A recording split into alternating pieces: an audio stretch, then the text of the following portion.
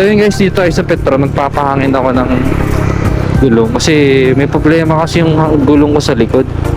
Dito ay sa may Petron, papahangin lang ako guys kasi may problema yung likod ko. Yung ayan, 30 PSI lang. Tsaka pag nandito ay dumadaan guys, para kayo nasa Thailand kasi lahat ng tricycle pag ganito yan sa kanan dumadaan yan, tapos ikaw dito ka sa kaliwa, para ka nasa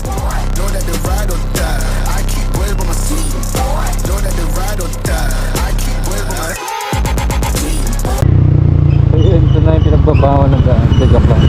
So yung Mindanao Avenue po doon na hindi patapos pero nadadaanan ng motor.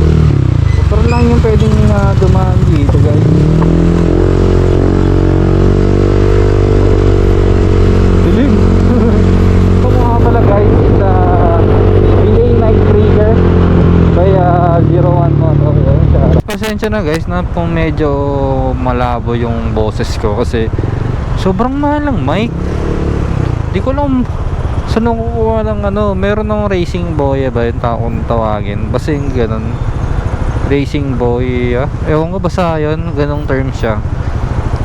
Pumunta ako sa kilamemor.ph para mag-avail nung, kasi yun medyo di ko kaya yung budget. Mura lang siya talaga, wala pa siya 1,000 ata, pero syempre para sa akin yun, wala tayo syempre budget pa para doon. So yun, ako gusto ko rin sana na makabili din ng mic para maayos na yung deliver ng audio ko sa inyo, hindi siya magargar.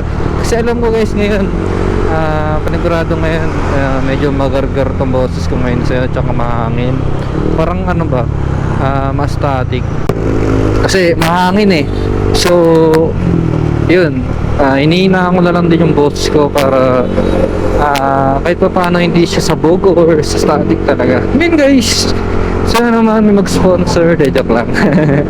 So yun, nagtigin ako ng Purple Panda mic. Hindi ko rin afford kasi medyo pricey talaga, sobrang sakit sa bulsa. Yun din, isa rin sa pangarap kong mic para maano ko na itong yung pag-vlog ko talaga. Saan nga ba ako nagsimula mag-vlog? No? Nagsimula kasi ako nag-vlog pandemic nun eh, tapos trippings lang talaga. Talagang trippings lang kami nun, tapos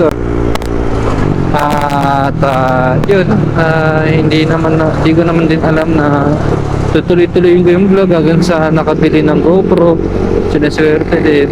Gusto ko rin kumuha ng isa pang GoPro para dito sa harap, kasi yun nga, hindi ako masyado kuha dahil yun nga, pricey din siyempre. Kailangan mo na ng budget na traffic pa rin doon sa kabila. So yun guys, dito ay sa Petron, magpapahangin ako ng gulong kasi may problema kasi yung gulong ko sa likod. Problema yung likod ko, ayan, 30 PSI lang. May problema yung likod ko, parang laging sumisingaw. So yun, gusto ko na rin bago ko siya ipaayos, syempre magkapalit ng gulong. Kasi yung gulong ko guys, so kung nakita nyo, medyo upod na rin. Sobrang nababa naman ng binahay ko na dito sa Maxxis na to. Sobrang ganda na itong Maxxis mga tol, mga kabotsyog. Talagang yung kapit na gusto mo, bibigay niya sa'yo eh. Ayun na, 20 lang kung nakikita nyo. 20 lang yung laman ng anak. May problema din pala ako na issue din na itong Aerox. Sa Aerox B1, B2, sa NMAX B1, B2, tik-tik sound. Yung matawag dito, yung paggaling ka ng mahabang biyahe tapos sobrang init ng makina, tapos pag bumihinto ka yung tik-tik-tik-tik-tik, gumagano ka, alam mo, inahampas ng mga liabi tubo. Yung gano'n, parang tik-tik na tunog na parang bakal.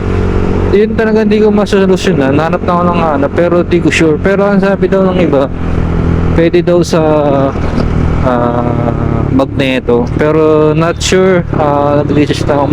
Comment down nyo nga dyan guys kung parehas tayo ng senaryo. Tik-tik yung ba sa inyo yung mga motor nyo? Kahit sa ibang motor, trail lang yung mga ganong sounds.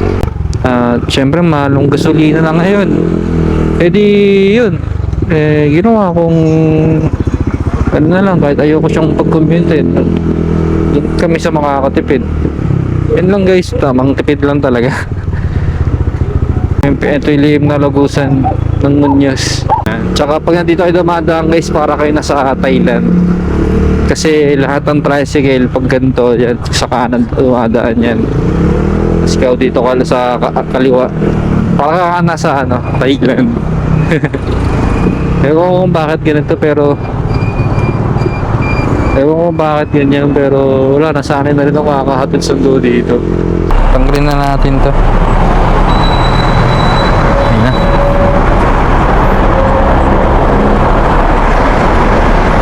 Oo, mukhang pagod yung prinsesa natin Prinsesa ko. Pagod ka? Ha? Pagod ka? Ha? Pagod ka? Nakablog ka pa naman. Ha? Nakablog ako eh. Ha? Nakablog ako.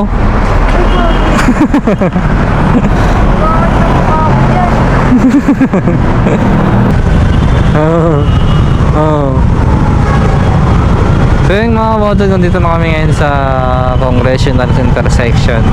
So pag dinaredyo mo yun guys, pa SM North, Painoma, ito pag ito Patipunan, Paluzon Avenue, kasi ito na Mindanao Avenue sa papunta ng Valenzuela.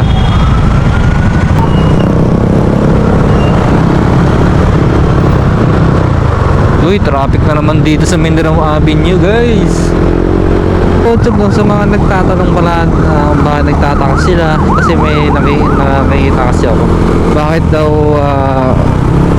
ganito pa rin yung mic ko, magargar, static. Kasi guys, sa totoo lang, sobrang mapili po, sobrang arte po ni GoPro. Hindi ka pwedeng gumamit ng mga putyo-putyong camera. Ito gamit ko ngayon guys, yung mga putyo-putyo lang sa Shopee. So ito, kumuha ko na ito para lang may pansamantala, kahit alam ko medyo risk na yung audio ko nga sobrang static. And then ang ginawa ko namang dati, minsan nilalakasan ko yung boses ko, which is mali pala.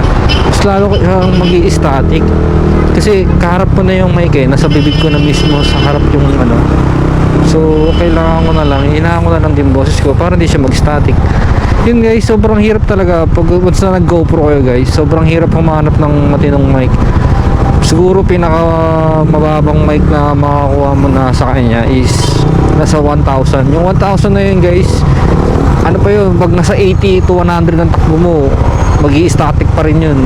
Pero yung mga ganitong takbuhan na, yung medyo kahit lakas ang boses ko kasi may mga noise reduction na yun. Yung mga mumurahin na nabibili nyo, kaya ganyan yung mga boses kasi walang noise reduction yan. Yun lang guys.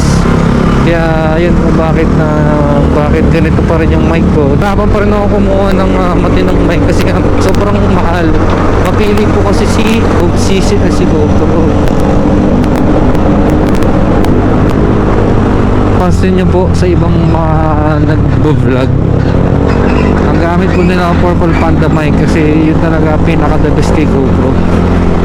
Number 1 po yun na recommend kay GoPro. So maraming salamat po mga kabotsog, no? At nasayang ko na naman ng ilang minuto ang buhay nyo kung natapos nyo itong video na to. So yan, maraming salamat po. Like, share, and subscribe po kayo sa aking YouTube channel. Road to 200 subscriber. Joke lang. So yun, maraming salamat sir, mga kabotsog, kasi yun, malapit na kami. And then yun, peace out.